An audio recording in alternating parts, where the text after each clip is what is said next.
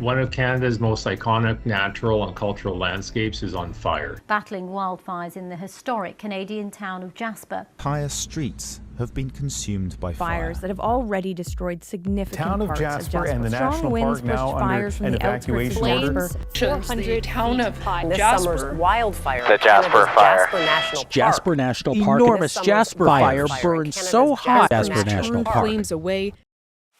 It's pretty unbelievable, actually, isn't it?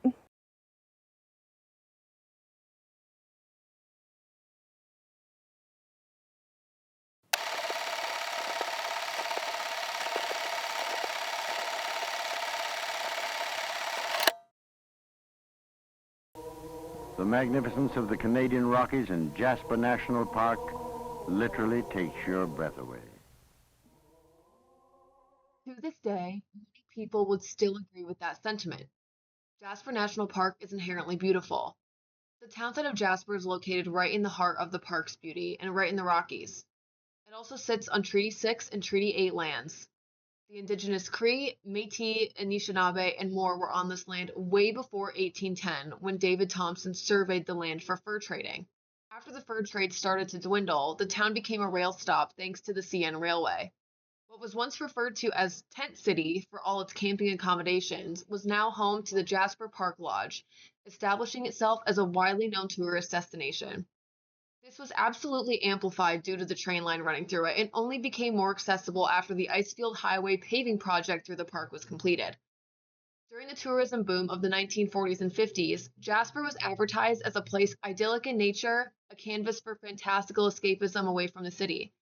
It was advertised as a getaway for urban hustlers and subject to many tourist campaigns and pamphlets promoted by the Canadian National Railway. Beauty became a heritage icon and was declared a UNESCO World Heritage Site in 1984. It continued to be admired as such. From the lens of a tourist, a city citizen, or a nature enthusiast, Jasper remains a gem. 4,700 permanent residents live in neighborhoods on the outskirts of town, pressed right up against the mountainscape. This condition, titled the Wildlife-Urban Interface, allows people living in a suburban setting to experience having the national park as their backyard, the national forest as their windowscape. At the same time, their kids bike the cul-de-sacs before hitting the mountain biking trails. There's beautiful scenery from your back porch, 365 days of the year. That is until nature chooses to be unkind.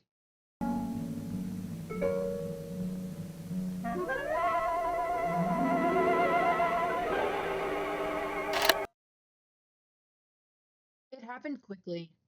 As fire spread in the late days of July 2024 in Jasper National Park, that fire began encroaching upon the town site with rapid speed. It was a perfect storm. A dry spell had taunted the town for days on end, only for a lightning strike and wind to cause that heat to become a blaze. Like the forest had a pent-up anger of some kind that took only the slightest provocation to unleash itself. Evacuations occurred at a whirlwind pace, despite 16 hours of delayed traffic on the only route out of town. Everyone made it out alive, tourists and permanent residents. In the coming days, 96,000 acres of land was destroyed, with 30% of Jasper's structures rendered to ash and slabs of concrete. Jasper's famed Park Lodge was mostly intact, but just burned enough that the site would cause a knot in one's stomach. Its burned pieces stood as a sad symbol for the dip the tourism industry was about to take in town. Houses of permanent residents took the most damage. Fireplaces standing tall out of the mess taunt the homeowners looking at the rubble. People's diplomas, wedding invitations, first bikes, family photos now all float through the air in small particles, anywhere from the outskirts of British Columbia to the middle of Manitoba. That's just the physical stuff. The memories, the laughs, the gasps at seeing a bear on the golf course also rose to smoke in the air. It wouldn't be until March of 2025 that a few people got to come back, but this time not to their homes. They came back to neighborhoods of interim housing, placed on a lot on the outskirts of town, while the soil of their old lives gets evaluated on a safety scale and the debris taken to the dump. Not much can be saved given the toxins in the burned material. It's a bittersweet comeback. Happy to have a house in their old home, but sad to see the damage of their lives before. Many people are working together to help bring everyone back in the most organized way possible, with pamphlets, guides, counseling, and providing the housing explained above. The Jasper Recovery Coordination Center, or JRCC, was founded alongside Parks Canada to provide guides on rebuilding and returning to Jasper, and what that would look like. The funding was supplied mostly by the government of Alberta, although the federal government has recently added about $187 million to the rebuilding budget as of last March. Now, 15 months later, and with differing agendas on what should be rebuilt and how, the current state of Jasper is making sure everyone who lived there gets to return as soon as possible. Not everyone is home yet. Interim housing was given on a priority basis, leaving some still without a place to return to. The aim was to have everyone who wanted to come back comfortably in their interim neighborhood by January of 2026, and only time will tell if this is successful. As for the rebuild plans, they are still in negotiations with the Alberta government, which wants traditional single-family homes, contrasting what the JRCC wants, which is multi-use, multi-living complexes. As for the seasonal visitors, they have a different re-entry story. Out of the damage, 20% of the burned property was hotels. Given this, Jasper saw a 20% dip in tourism. Another thing to grapple with is how the memories of the experience in Jasper has changed. What was once a happy memory may now be one tainted with the knowledge it won't be the same again. As a local reporter, R.O. Konecki put it, even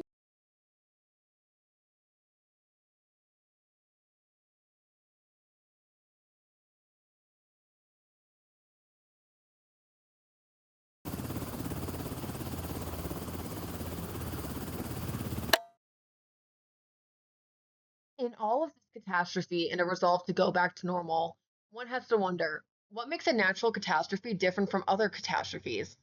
Like many horrible things, war, famine, floods, fire has a way of destroying, and it will continue to do so long after us as it did before us. How ironic that something that gave us life can also take it away in an instant, and everything we loved along with it.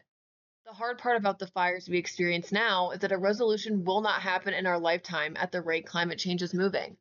So many things make climate change the hydra that it is. The government policies that allow damage to the planet, ignorance, generational differences, tax brackets, the economy, the list goes on and on. This makes it unfathomable, unimaginable, unthinkable. All in all, hard to unpack. This is something Amitav Ghosh attempts to unravel in their book, The Great Derangement. Ghosh argues that climate change is a profound crisis of culture, imagination, and storytelling, mixed with science and politics. He examines how modern culture has failed to grapple with this scale, urgency, and overall strangeness of the climate crisis. This book's central message is that to address the climate crisis, humanity must overcome its imaginative limits, to recognize that what once seemed improbable or unthinkable is already here. Reading the book leaves many questions, a curious one being, how do we memorialize disaster? There's typical answers for events with a start and a finish.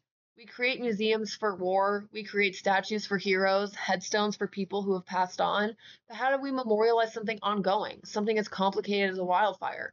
It caused grief, damage, loss. How do we remember that and honor that? What would that do for a community like Jasper? What would it mean for people who visit Jasper? An even bigger question, how do we imagine the memorialization of events caused by an unimaginable climate change? Grieving something ongoing is exhausting. Grieving the failed efforts to decrease the warming of our planet is exhausting and difficult to think about. So how do we? Grieving something is also an individual experience, even in a collective event. The stages of grief are extremely particular to the lived experience before the catastrophe. Some look immediately to the bright side, shedding hope in the growth process. Others look to blame. Others look to avoid thinking about it at all costs. What does collective and individual grief look like when rebuilding a town? What does it require? More or less? In the coming weeks, I want to further investigate how the infinitely tangled climate change question relates to the memorialization of natural disasters and catastrophe. This essay asks how grief, both collective and personal, might be expressed for a disaster that is not over, for a crisis that continues to unfold. Through this inquiry, I want to move forward imagining new ways of remembering and representing climate disaster beyond static monuments or historical closure. It won't be the last time fire visits Jasper, not nearly the last time, but perhaps the way we view fire and remember it and grapple with it and extinguish it will evolve alongside the climate crisis.